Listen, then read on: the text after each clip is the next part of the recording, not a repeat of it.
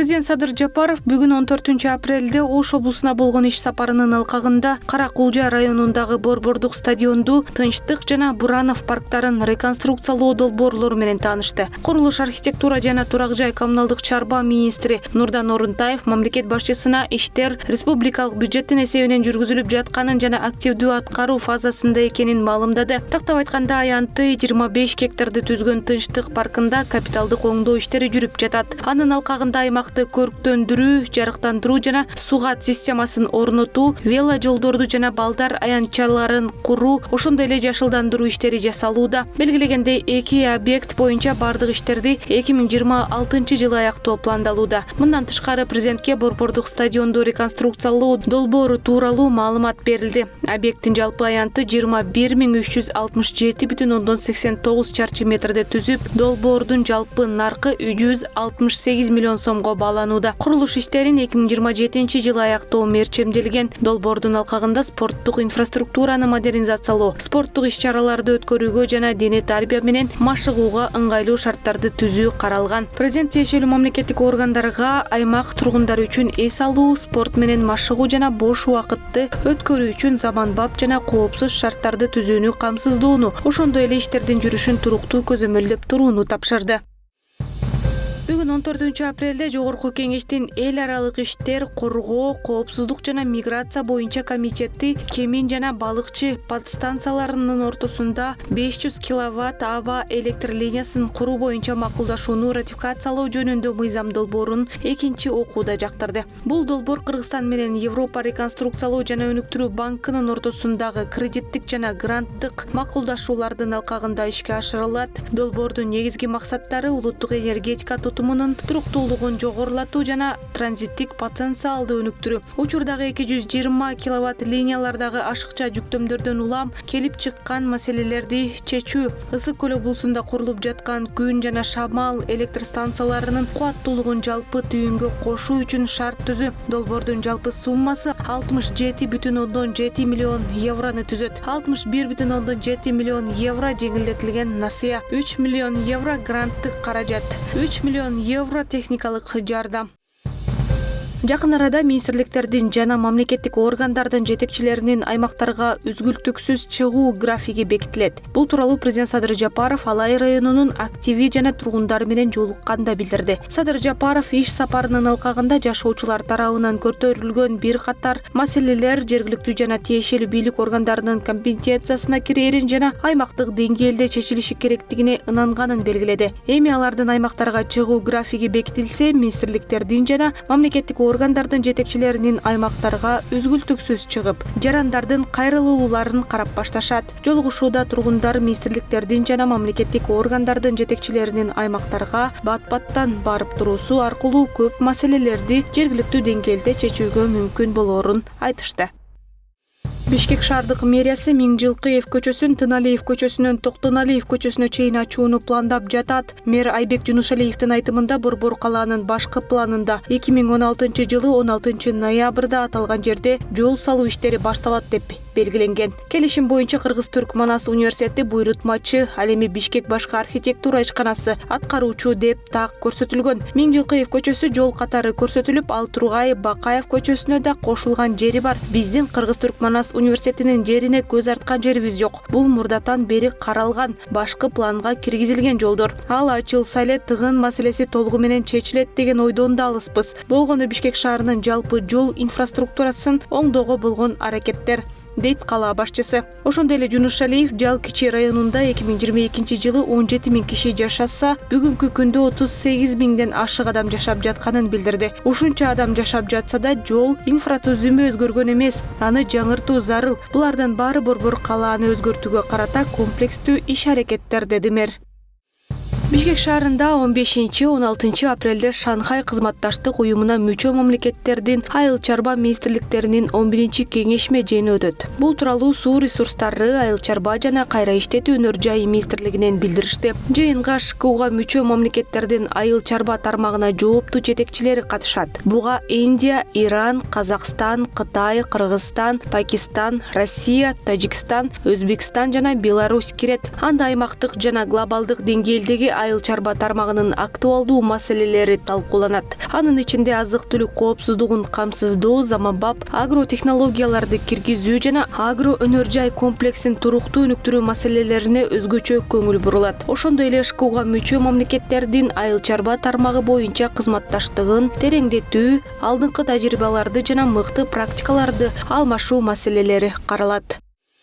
Кыргызстандык балбан Айпери Медет кызы кыз келиндер күрөшү боюнча 76 кг салмак ченинде дүйнөлүк күрөш уюмунун рейтингинде 1-сапка жайгашты. Спортчу жалпысынан 53 000 упай топтогон. Рейтингде кыргыз балбанынан кийин 2-орунда эквадорлук спортчу, 3-сапта Кубанын өкүлү жайгашты. Ошондой эле кыргызстандык балбан Мерим Жуманазарова кыз келиндер күрөшү боюнча 68 кг салмак ченинде дүйнөлүк күрөш уюмунун рейтингинде 5-сапка жайгашты. Спортчу жалпысынан 25 400 упай топтогон. Рейтингде 1-орунга япониялык балбан, 2-орунга болгариялык спортчу, 3-гө АКШнын өкүлү, 4-гө кытайлык балбан жайгашты. Белгилей кетсек, Бишкекте өткөн спорттук күрөш боюнча Азия чемпионатында Кыргызстандын кыз келиндер күрөшү боюнча курама командасынын мүчөсү Мерим Жуманазарова алтын медаль жеңген. Мерим Жуманазарова мелдешти чейрек финалдан баштаган. Алгачкы беттешинде ал Вьетнамдын өкүлүн 10-0 эсебинде мөөнөтүнөн мурда жеңип, жарым финалда Кытайдын спортчусун уткан. Ал эми алтын медаль үчүн болгон чечүүчү финалдык беттеште япониялык балбан Азия жана дүйнө чемпиону Мива Морикаваны 2-1 эсебинде жеңген болчу. Мерим Жуманазарова 68 кг салмак категориясында күч сынашып келет.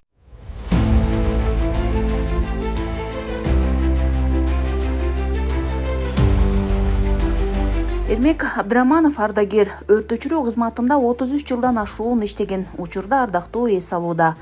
Өрт менен суу тилсиз жоо дейт. Ошол өрттү жеңип, өз өмүрү кылдын учурунда турса да, бирөөнүн коопсуздугун ойлогон кызматкерлер бар. Алар өрт өчүрүүчүлөр. Ардагер бүгүн өзгөчө кырдаалдар министрлигинин Ош шаары боюнча башкармалыгына кызматкерлер менен жолугушууга келди. Азыр жакшы экенди. 6 тонна, 8 тонна суу иши эффект бар. Эмне кылыш керек? Жөн эле Кудай деп эле иштеш керек экен да только. Окуш керек, машина билиш керек, иштеш керек, келиш керек, занятия кылыш керек. Жалындаган отко кирип жатканда өрт өчүрүүчүлөрдү адам жабыр тартпаса өмүрүн сактап калууга үлгүрсөм экен деген ой элей тургандыгы чын. Коркпойсуңарбы деген сурообузга ардагер өрт учурунда өзүн ойлогон өрт өчүргүч болбойт. Бирөөнүн коопсуздугу биз үчүн маанилүү. Сыягы табиятыбыздан ушундай кесиптин ээси болуп жаралган окшойбуз деп жооп берди. Мен аскер кызматын кошкондо биз Советтер Союзунда кызмат кылганбыз. Ошону ал баржыгыла кошулат. Ошону кошкондо мен календарный деп коет да, 33,5 жыл иштепмин. Училище аяк-бияк болуп. Мен үчүн ардактуу кесип. Кимге кандай, бирок жаштарга деле иштесе болот. Жакшы да айлык мамлекет көңүл буруп атат. Маянларды көбөйтүп атат. Техникалар менен обеспечение, пожалуйста, каалагандай бар техникалар бар. Окуш керек, иштеш керек. Мен үчүн ардактуу кесип. Мен өзүм деле сыймыктанам, мен үй бүлөм деле сыймыктанат, менин атам ушундай кесиптин ээси болгон ушундай дешип. Жаштарга деле пожалуйста иштеш, эң сонун баардык шарттар бар экен. Жатаканалар, айлыктары, кийим кечеси,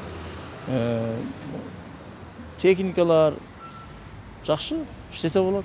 Ардагер Эрмек Абдырамановдун айтымында өрт өчүрүүчү өрттү өчүрүү, адамдардын өмүрүн куткаруу же кырсык болгондо алгачкы жардам көрсөтүү менен алектенген өзгөчө кырдаалдар кызматынын кесипкөй кызматкерлери болушат. Алар тилсиз жоо менен күрөшүп, өрт коопсуздугунун эрежелерин сактоону көзөмөлдөйт жана куткаруу иштерин да жүргүзүшөт. Өрт чыккан жерге тез арада жетип, өрттүн жайылышын токтотушат. Өрттүн ичинде калган адамдардын жана мүлктөрдү коопсуз жерге чыгарышат. Өрт коопсуздугунун эрежелерин түшүндүрүү жана машыгууларды өткөрүү алардын милдеттери. Бүгүнкү күн иштеп жаткан ушу кызматкерлерге эң биринчи кеңешим бул азыр билим алыш керек. Эң негизгиси окуу, үйрөнүш керек.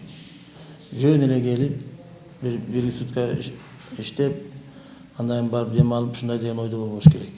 Өрткө каршы кызматында иштеген адам ар дайым даяр туруш керек. Сөзсүз билим болуш керек. Потому что өрт аябайт. Өрт аябайт. Өрт тилсиз жөө, күтүүсүздөн келет. Ар кандай кооптуу учурлар болушу мүмкүн. Ошон үчүн буга билим керек, билиш керек, окуш керек. Бардык жактан окуш керек. Мисалы үчүн мына электричество жагында билиш керек. Мына азыр современный жаңы техникалар келип атат. Айрыкча ушуларды окуп үйрөнүш керек. Ушулардын тактикасын, характеристикасын. Мурункулар жөнөкөйрөөк болчу. Буларда да электроник бардыгы. Буларга өтө зданияны талап кылат. Эле барып эле өчүрүп коет деген болбойт.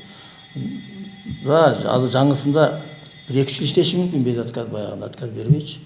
А бирок ошол кийин дальнейшем иште жыныгы жаңы болуп кала бербейт да, кийин иштеш үчүн буларга ар дайым уход керек. Эрмек Абдыраманов кесиби боюнча өрт коопсуздугунун инженери. Бул тармакта улуу инспектордон тарта башкармалыктын башчысы, министрликте да үзүрлүү эмгектенди. Анын айтымында өрт өчүрүүчүлөрдүн башкы милдети адам өмүрүн сактап калуу. Ошондуктан алар куткаруу жана медициналык алгачкы жардам көрсөтүү боюнча билим тажрыйбасын дайыма бекемдеп турушу зарыл. Жолугушууда айтылгандай, баары бул кесипте иштей алышпайт. Бүгүн биз баалай албасак да, алардын ар бири тарыхта өз заманынын баатырлары катары калууга татыктуу деп коркпой айта алабыз дешти. Элге кызмат кылса экен, кандай кызмат кылышы керек, ушуну биз актайбы экенбиз деп. Даже мындай чин алганда биз ушу чинибизди актай алат экен, ушуну ойлонуп, ушунчалык биз эме болчубуз да. Аябай бир нерсени сезишибиз да, ушу актай алат экенмин деп ойлонуп иштечүбүз. Эл үчүн кызмат кылып, түнү күнү бир гана коюбуз, ушул тынч болсо экен эл деп.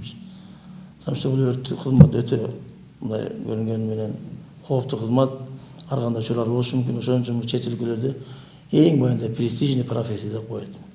Бекеринен өзүңөр билесиңер, 101 эмес да бекеринен. Мурун эле немадыр, бардык жерде эле 01, башка жерлерде бизде эле 101 болуп калган. Бекеринен 101 эмес да бул кызмат. Мен башкаларына бербейм. Биринчи пожарный 101, андан кийин 102 кетет, анан 103, 104 кетет. Ошол биринчи 101 берилген дагы жөн жерен эмес.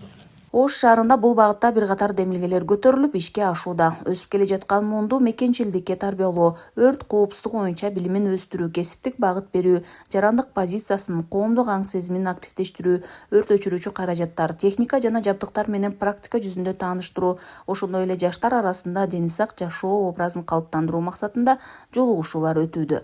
Өрт өчүрүүчү бул кесип чоң жоопкерчиликти, кайраттуулукту жана физикалык чыдамкайлыкты талап кылган ардактуу кесип. Гүлжан Ажыматова, Эркинбек Баймуратов, Ош шаары.